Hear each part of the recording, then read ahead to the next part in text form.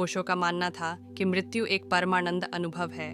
वे कहते हैं कि मृत्यु एक ऐसी घटना है जो हमें अपने अस्तित्व के वास्तविक स्वरूप को जानने में मदद करती है। मृत्यु के समय हमारा मन और शरीर विघटित हो जाते हैं और हम अपने मूल स्वभाव में वापस आ जाते हैं। ओशो का मानना था कि मृत्यु से डरने का कोई कारण नहीं है। वे कहते हैं कि मृत्यु केवल एक परिवर्तन है, न कि एक अंत। मृत्यु के बाद हम एक नए अस्तित्व में प्रवेश करते हैं जो हमारे वर्तमान अस्तित्व से कहीं अधिक आनंददायक है। ओशो मृत्यु को समझने और इससे डरने से बचने के लिए कई तरीकों का सुझाव देते हैं। वे कहते हैं कि हम ध्यान, योग और अन्य आध्यात्मिक अभ्यासों के माध्यम से अपने मूल स्वभाव को जान सकते हैं। जब हम अपने मूल स्वभाव को जानते हैं तो हम मृत्यु से नहीं डरेंगे।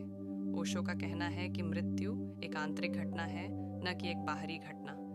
वे कहते हैं कि मृत्यु का अनुभव करने के लिए हमें अपने मन और शरीर से परे जाना चाहिए। हम ऐसा ध्यान, योग या अन्य आध्यात्मिक अभ्यासों के माध्यम से कर सकते हैं। ओशो का मानना था कि मृत्यु एक आशीर्वाद है।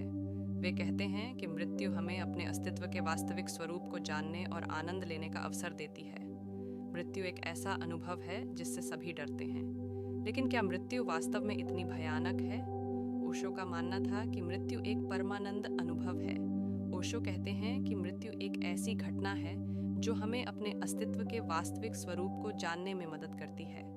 मृत्यु के समय हमारा मन और शरीर विघटित हो जाते हैं और हम अपने मूल स्वभाव में वापस आ जाते हैं। हमारा मूल स्वभाव आनंद और प्रकाश का एक स्रोत है। जब हम मृत्यु के माध्यम से जाते हैं तो हम इस मूल स्वभाव को फिर से खोजते हैं। ओशो कहते हैं कि मृत्यु एक परिवर्तन है, न कि एक अंत। मृत्यु के बाद हम एक नए अस्तित्व में प्रवेश करते हैं जो हमारे वर्तमान अस्तित्व से कहीं अधिक आनंददायक है। हमें मृत्यु को समझने और इससे डरने से बचने के लिए ध्यान, योग और अन्य आध्यात्मिक अभ्यासों का उपयोग कर सकते हैं। ध्यान और योग हमें अपने मन और शरीर से परे जाने और अपने मूल स्वभाव को जानने में मदद कर सकते हैं। जब हम अपने मूल स्वभाव को जानते हैं तो हम मृत्यु से नहीं डरेंगे। हम मृत्यु को एक आशीर्वाद के रूप में देखेंगे। मृत्यु से डरने का कोई कारण नहीं है। मृत्यु एक परिवर्तन है, न कि एक अंत। मृत्यु एक अनिवार्य जीवन प्रक्रिया है। यह जीवन का एक स्वाभाविक हिस्सा है। मृत्यु के बिना जीवन नहीं हो सकता। मृत्यु एक परिवर्तन है, न कि एक अंत। मृत्यु के बाद जीवन का एक नया रूप शुरू होता है। यह रूप हमारे वर्तमान अस्तित्व से कहीं अधिक आनंददायक हो सकता है। हमें मृत्यु से नहीं डरना चाहिए।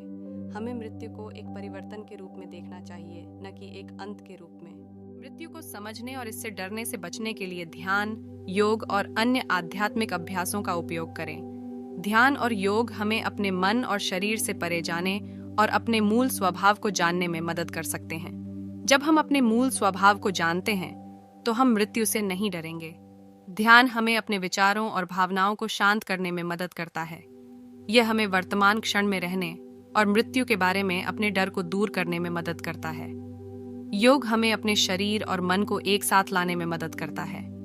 यह हमें अपने शरीर और आत्मा के बीच एक गहरा संबंध बनाने में मदद करता है। आध्यात्मिक अभ्यास हमें अपने आसपास की दुनिया के साथ एक अधिक गहरा संबंध बनाने में मदद करते हैं। वे हमें यह महसूस करने में मदद करते हैं कि हम इस ब्रह्मांड का एक अभिन्न अंग हैं। मृत्यु एक आंतरिक घटना है, न कि एक बाहरी घटना। ओशो का मानना था कि मृत्यु एक आशीर्वाद है। वे कहते हैं कि मृत्यु हमें अपने अस्तित्व के वास्तविक स्वरूप को जानने और आनंद लेने का अवसर देती है। ओशो का कहना है कि हम मृत्यु को समझने और इससे डरने से बचने के लिए ध्यान, योग और अन्य आध्यात्मिक अभ्यासों का उपयोग कर सकते हैं। ध्यान और योग हमें अपने मन और शरीर से परे जाने और अपने मूल स्वभाव को जानने में मदद कर सकते हैं। मृत्यु एक आशीर्वाद है। हम मृत्यु को समझने और इससे डरने से बचने के लिए ध्यान, योग और अन्य आध्यात्मिक अभ्यासों का उपयोग कर सकते हैं। ध्यान और योग हमें अपने मन और शरीर से परे जाने और अपने मूल स्वभाव को जानने में मदद कर सकते हैं। जब हम अपने मूल स्वभाव को जानते हैं तो हम मृत्यु से नहीं डरेंगे। हम मृत्यु को एक आशीर्वाद के रूप में देखेंगे। ओशो कहते हैं कि मृत्यु एक यात्रा है, न कि एक अंत। यह एक यात्रा है जो हमें अपने अस्तित्व के वास्तविक स्वरूप की ओर ले जाती है। मृत्यु एक आशीर्वाद है। यह हमें एक नए और अधिक आनंददायक अस्तित्व में प्रवेश करने का अवसर देती है। ओशो की मृत्यु पर शिक्षाएं महत्वपूर्ण हैं क्योंकि वे हमें मृत्यु से डरने से बचने और इसे एक सकारात्मक अनुभव के रूप में देखने में मदद कर सकती हैं। इन शिक्षाओं को ध्यान, योग और अन्य आध्यात्मिक अभ्यासों के माध्यम से लागू किया जा सकता है। ओशो की मृत्यु पर शिक्षाओं का अभ्यास करने के कई तरीके हैं। एक तरीका ध्यान और योग का अभ्यास करना है।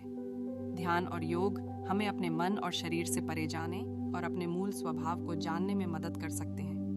एक अन्य तरीका है कि आप ओशो के प्रवचनों और लेखन का अध्ययन करें। ओशो की शिक्षाएं आपको मृत्यु के बारे में अधिक जानने और इसे एक सकारात्मक अनुभव के रूप में देखने में मदद कर सकती हैं। अंत में, आप मृत्यु पर अपने विचारों और भावनाओं के बारे में बात करने के लिए एक मित्र या चिकित्सक से मिल सकते हैं। यह आपको अपने डर और चिंताओं को दूर करने में मदद कर सकता है। ओशो की शिक्षाएं महत्वपूर्ण हैं क्योंकि वे हमें मृत्यु से डरने से बचने और इसे एक सकारात्मक अनुभव के रूप में देखने में मदद कर सकती हैं। इन शिक्षाओं को ध्यान, योग और अन्य आध्यात्मिक अभ्यासों के माध्यम से लागू किया जा सकता है। आज के लिए बस इतना ही। सब्सक्राइब और शेयर करना न भूलें। अपने सुझाव कमेंट में ज़रूर दें। धन्यवाद। आशा है कि आपको आज की बातें पसंद आई होंगी। अगली बार फिर मिलेंगे। तब तक सुरक्षित रहें और स्वस्थ रहें। नमस्ते।